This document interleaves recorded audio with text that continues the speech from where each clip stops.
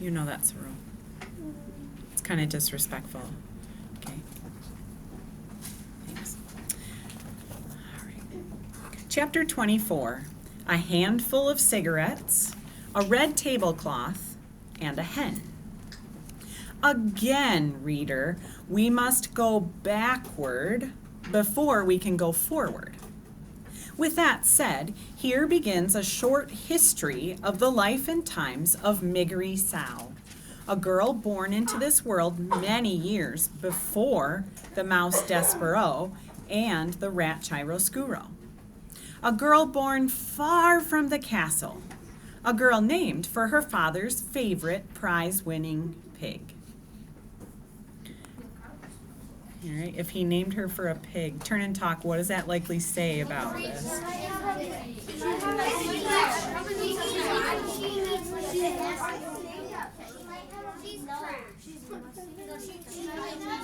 All right, 5, 4, 3, 2, 1. All right, back together. Again, reader, we must go backward before we can go forward. With that said, here begins a short history and life and times of Miggery Sow, a girl born into this world many years before the mouse Despereaux and the rat Chiaroscuro, a girl born far from the castle, a girl named for her father's favorite prize-winning pig.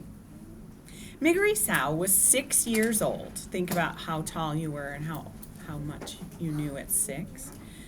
Miggery Sow was 6 years old when her mother, holding on to Mig's hand and staring directly into Mig's eyes, died. "Ma," said Mig, "Ma, couldn't you stay here with me?" "Oh," said her mother, "who is that? Who is that holding my hand?" "It's me, Ma, Miggery Sow." "Ah, child, let me go." "But I want you to stay here," said Mig, wiping her runny nose and then her runny eyes. "You want," said her mother. "Yes," said Mig, "I want." "Ah, child, and what does it matter what you are wanting?" said her mother. She squeezed Mig's hand once, twice, and then she died, leaving Mig alone with her father, who, on a market day in spring, soon after his wife's death, sold his daughter into service for a handful of cigarettes, a red cloth, and a hen. "Papa," said Mig when her father was walking away from her with the hen in his arms, a cigarette in his mouth, and the red tablecloth draped across his shoulders like a cape. "Go on, Mig," he said. "You belong to that man now." But I don't want to, Papa," she said. "I want to go with you." She took hold of the red tablecloth and tugged on it.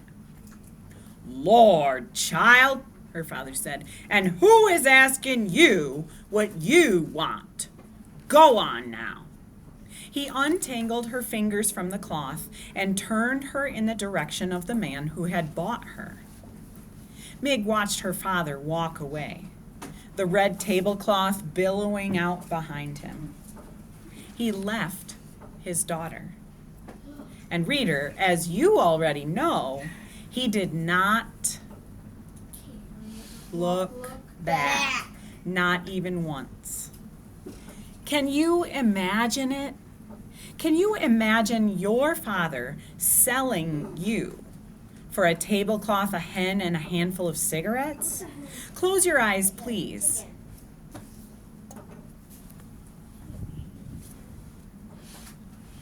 Thanks.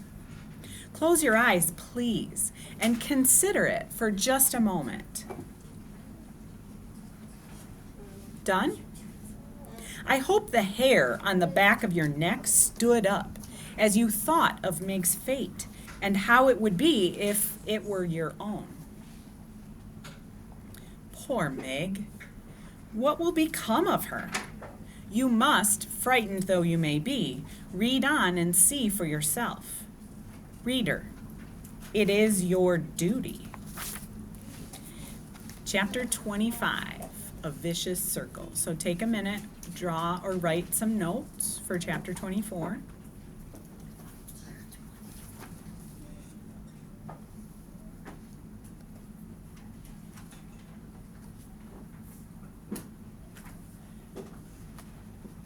We are drawing and writing notes in our notebooks.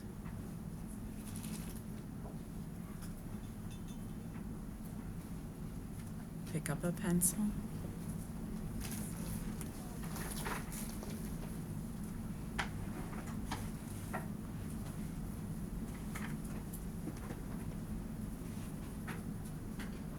Now we're adding chapter 25, which you need to add to your paper.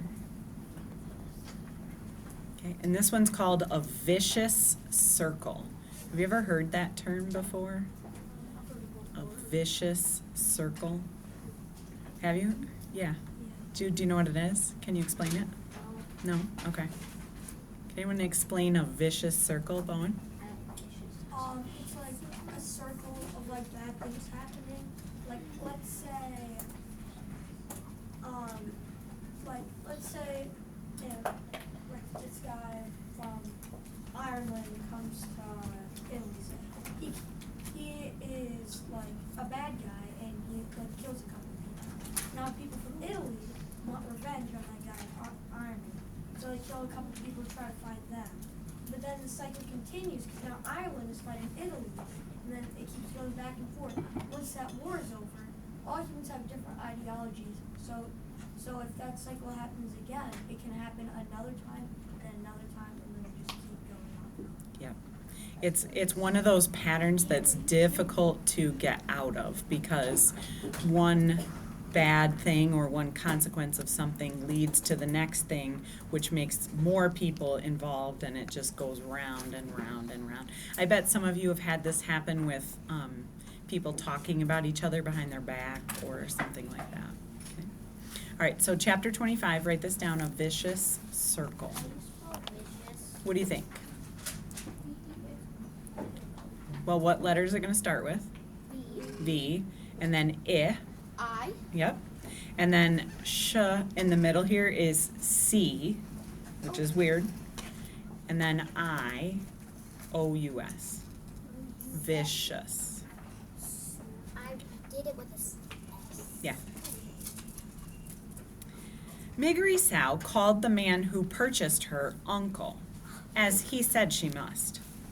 And also, as he said she must, Mig tended Uncle's sheep and cooked Uncle's food and scrubbed Uncle's kettle. She did all of this without a word of thanks or praise from the man himself.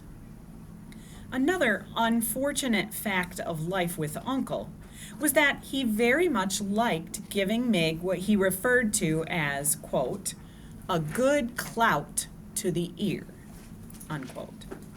In fairness to Uncle, it must be reported that he did always inquire whether or not Mig was interested in receiving the clout.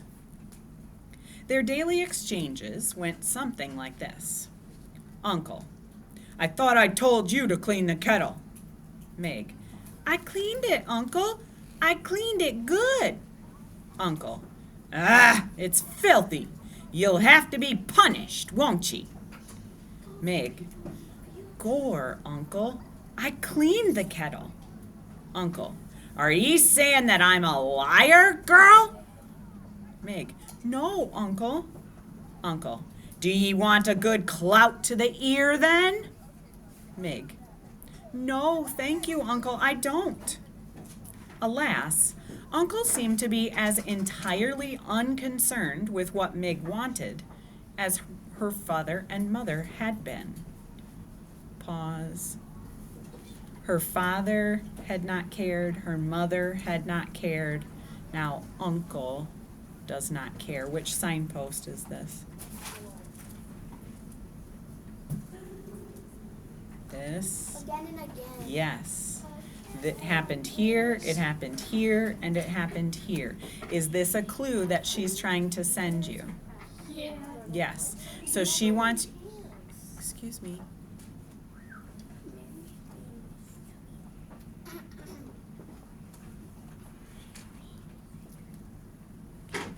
So she wants us to think about what it might feel like, or what it might be like, Raya, that's not gonna work for me, if this person who was supposed to take care of you and love you rejected you, and this person, and then this person on top of that. Okay.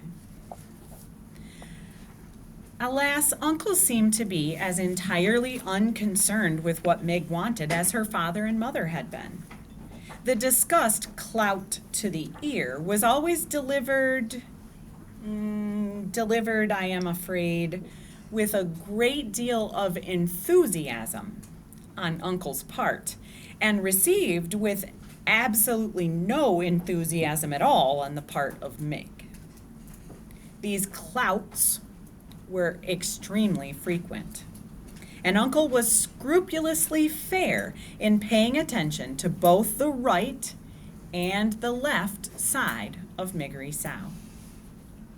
So it was that after a time, the young Meg's ears came to resemble not so much ears as pieces of cauliflower stuck to either side of her head. And they became about as useful to her as pieces of cauliflower. That is to say, they all but ceased their functioning as ears. Words for Meg lost their sharp edges. And then they lost their edges altogether and became blurry,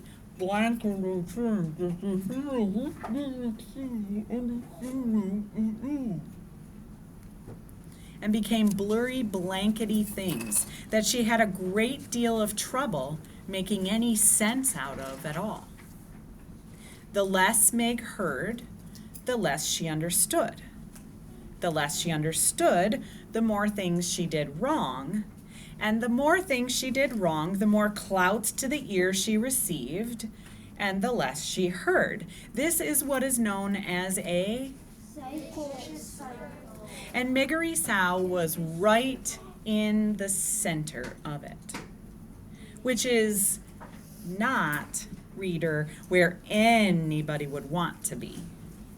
But then, as you know, what Miggery Sow wanted had never been much concern to anyone.